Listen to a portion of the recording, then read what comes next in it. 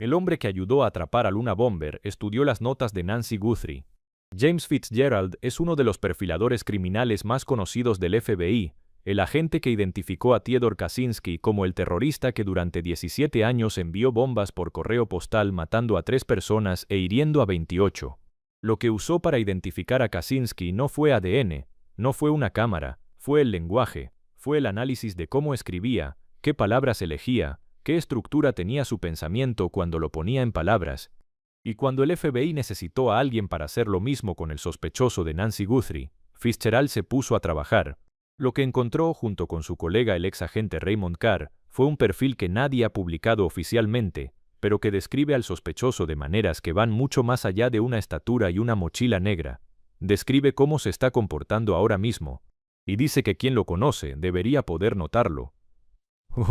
El concepto de perfilamiento criminal existe desde los años 70, cuando los agentes del FBI empezaron a entender que los criminales violentos no son aleatorios, que sus crímenes llevan una firma psicológica, que la forma en que actúan revela quiénes son de maneras que la evidencia física a veces no puede.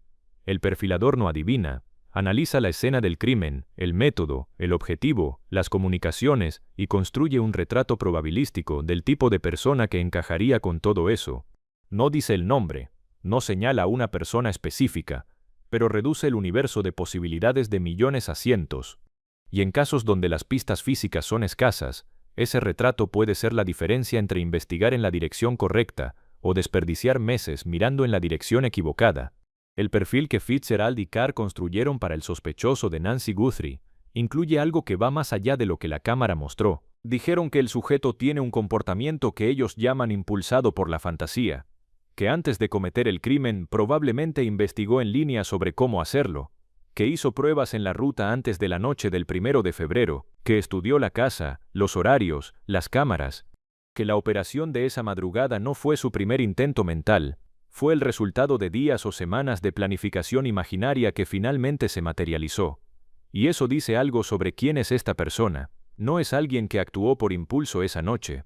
Es alguien que vivió ese crimen en su mente mucho antes de cometerlo, pero lo que hace el perfil de Fitzgerald especialmente valioso no es lo que dice sobre el pasado, es lo que dice sobre el presente. Explicó que la presión de estar bajo el microscopio de la mayor investigación criminal del año está causando que el sospechoso exhiba comportamientos muy específicos que las personas que lo rodean podrían notar.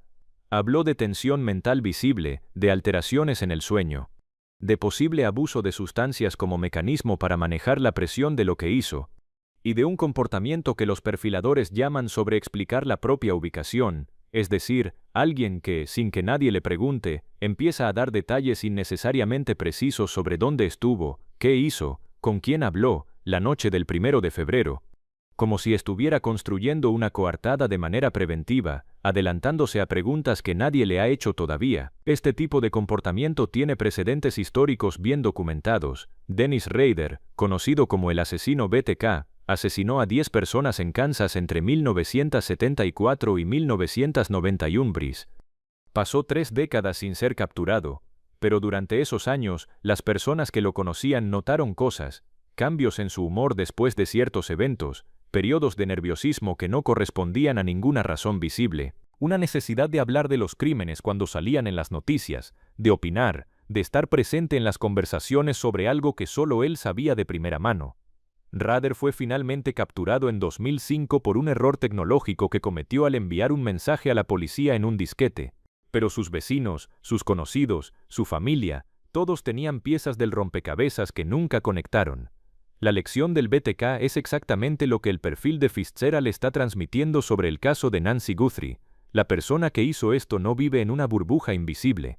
Vive cerca de otras personas que están viendo cosas sin saber lo que ven.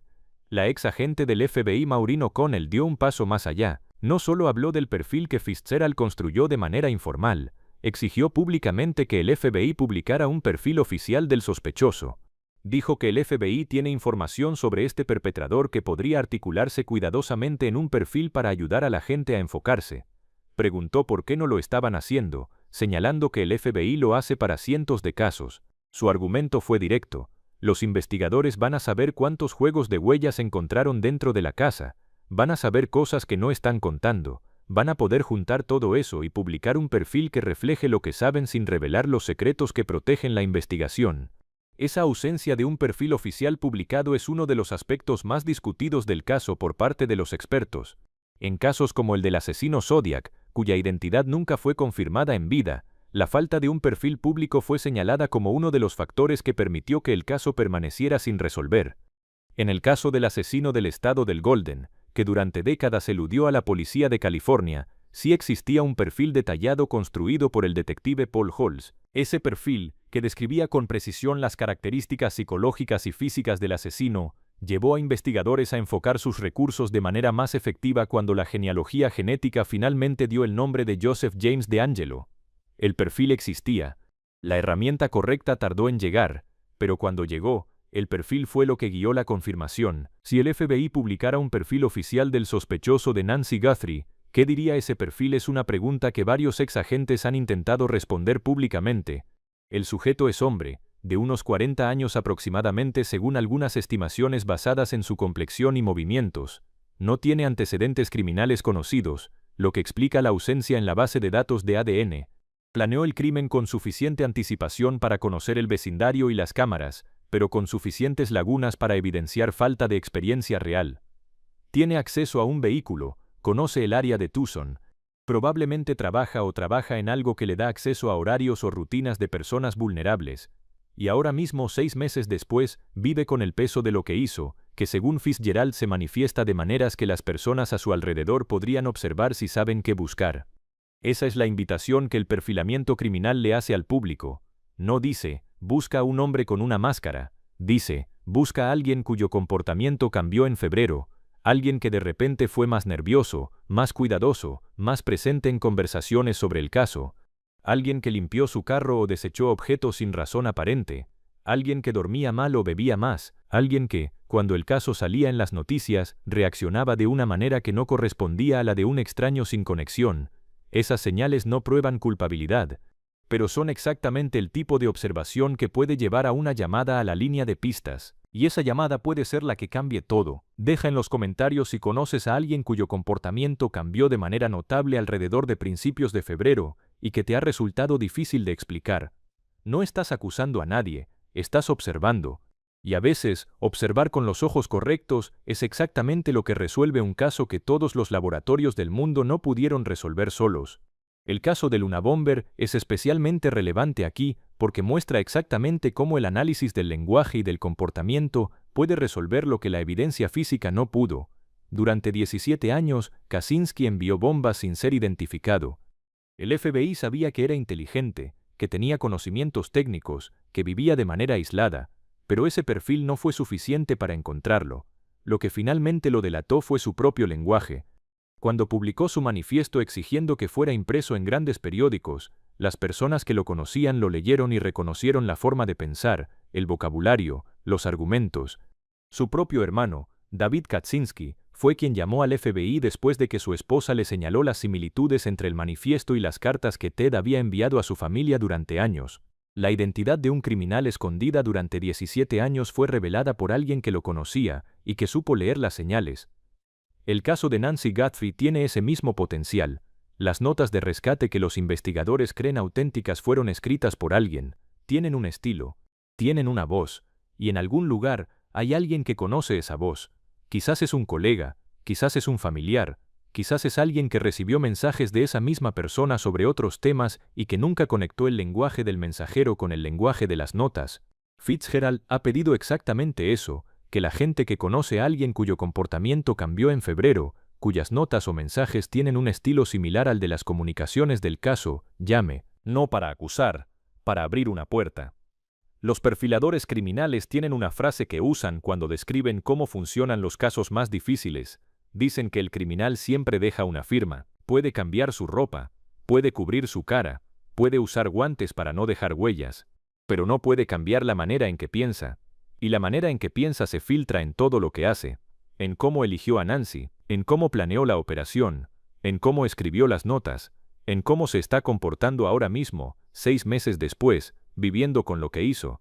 Esa firma está ahí, está siendo leída, y mientras más personas entiendan lo que buscar, más probabilidades hay de que alguien en algún lugar reconozca algo que finalmente ponga nombre a esa firma. El perfil que el FBI no ha publicado oficialmente puede ser, paradójicamente, lo que más necesita este caso ahora mismo, no para reemplazar la evidencia forense, sino para darle a las 13.000 personas que ya llamaron con pistas, y a las miles más que podrían hacerlo, una imagen más clara de a quién están buscando, una imagen que vaya más allá de una silueta con máscara. Una imagen que diga, esta persona está a tu alrededor, y se comporta de estas maneras específicas, y si la reconoces, habla. Porque esa es la promesa del perfilamiento criminal al final de todo, que la persona más peligrosa, la más preparada, la que creyó que había planeado todo para no ser vista, siempre deja algo de sí misma en lo que hace. Y ese algo, cuando las personas correctas lo leen con los ojos correctos, es suficiente para que la justicia llegue. Dennis Rader fue el BTK durante 30 años, hoy cumple cadena perpetua. Fyodor Kaczynski fue el Unabomber durante 17 años, fue condenado y murió en prisión. Y el hombre de la máscara de Tucson, quien sea que sea, vive su propia cuenta regresiva, que comenzó el 1 de febrero y que corre cada día que alguien con información decide no quedarse callado. El perfil existe, aunque no sea oficial, está siendo construido, refinado y usado dentro de la investigación. Y cuando ese perfil coincida con una persona real, con alguien que las pistas y la evidencia confirmen como el sospechoso correcto, el trabajo silencioso de perfiladores como Fitzgerald habrá sido parte de lo que hizo posible ese momento. La firma del criminal está escrita en cada decisión que tomó, solo hace falta que alguien la lea, y en ese momento, el perfil que nadie publicó oficialmente habrá sido, en silencio, uno de los instrumentos más importantes de la investigación.